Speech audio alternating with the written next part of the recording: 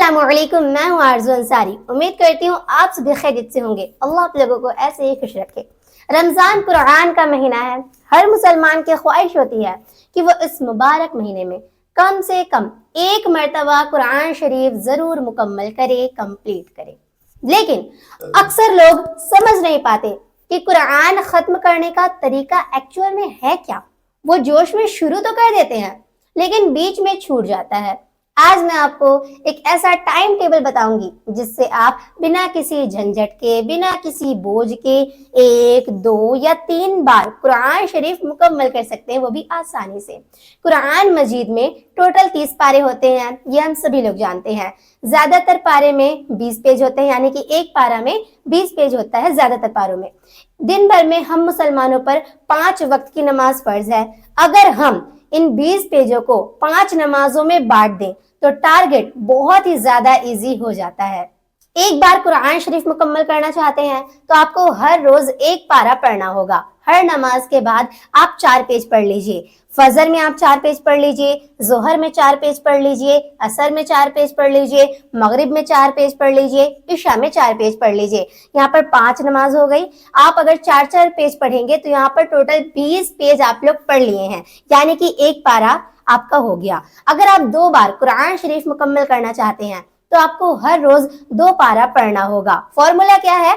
हर नमाज के बाद आपको 8 पेज पढ़ना है। हर नमाज के बाद, यानी कि जब आप फजर की नमाज पढ़ लें उसके बाद 8 पेज पढ़ लीजिए, फिर जब जोहर की नमाज पढ़ लेंगे फिर 8 पेज पढ़ लीजिए, असर की नमाज के बाद 8 पेज, मगरिब की नमाज के बाद 8 पेज और इशा की नमाज के बाद 8 पेज पढ़ लीजिए। तो यहाँ पर आप लोगों का 40 पेज कंप्लीट हो जाता है, यानी कि यहाँ पर आप लोगों का 2 पारा मुकम्मल हो जाएगा आसानी से, बिना किसी झंझट के, बिना किसी बोझ के। यहाँ पर आप लोगों का 2 पारा मुकम्मल हो जाएगा। अक्सर देखा क्या जाता है कि रमजान में लोग एक दूसरे से मुकाबला करते हैं कि मैंने 5 कुरान खत्म कर दिए, मैंने 10 कुरान खत्म कर दिए। याद रखिए, कुरान की तिलावत का मकसद सिर्फ और सिर्फ अल्लाह को राजी करना है, लोगों को दिखाना नहीं है। सबसे पहले तो ये है कि आप दिखावे से बचिए। अगर आप सिर्फ इसलिए जल्दी जल्दी पढ़ रहे हैं ताकि दूसरों पर ये जो दूसरे हैं वो आप पर फख्र कर सके, तो ये सही नहीं है। ऐसी इबादत अल्लाह ताला कबूल नहीं करता है। और दूसरा ये है कि आप समझ कर पढ़िए। तोते की तरह रटने से बेहतर है कि आप रमजान शरीफ में आराम से कुरान शरीफ की तिलावत कीजिए, समझ समझ कर पढ़िए, एक एक हर्फ को, एक एक अल्फाज को समझ समझ कर पढ़िए। कुरान हमारे लिए हिदायत की किताब है, सिर्फ सवाब कमाने की मशीन नहीं है। आराम से पढ़िए। कुरान को इतनी तेजी से मत पढ़िए कि अल्फाज आपके छूट जाएं, कट जाएं या तजवीद खराब हो जाए। अल्लाह ताला फरमाता है कुरान को ठहर ठहर कर और साफ साफ पढ़ो।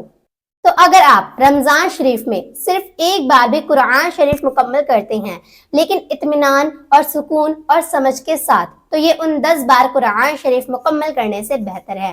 तिलावत में दिल लगाने के लिए मैं बेहतरीन टिप्स आप लोगों को बता देती हूँ। अक्सर शुरू के दिनों में जोश रहता है लेकिन धीरे धीरे सुस्ती आने लगती है। इन टिप्स को आप लोग अपना लीजिए। मोबाइल दूर रखिए।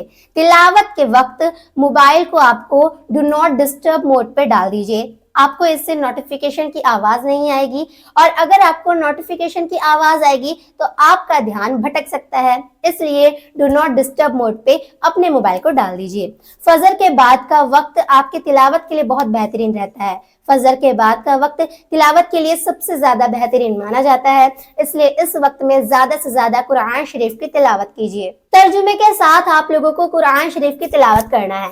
अगर आपको अरबी समझ में नहीं आती है तो साथ में हिंदी या उर्दू तर्जुमा भी पढ़ें। जब आप अल्लाह ताला का पैगाम समझेंगे तो खुद ब खुद आपका दिल लगेगा और आपका खुद ब खुद आपका दिल चाहेगा कि आप ज्यादा से ज्यादा कुरान शरीफ की तिलावत करें। और फिर दुआ कर लीजिए, अल्लाह ताला से दुआ कीजिए कि वो आपके लिए कुरान पढ़ना आसान बना दे।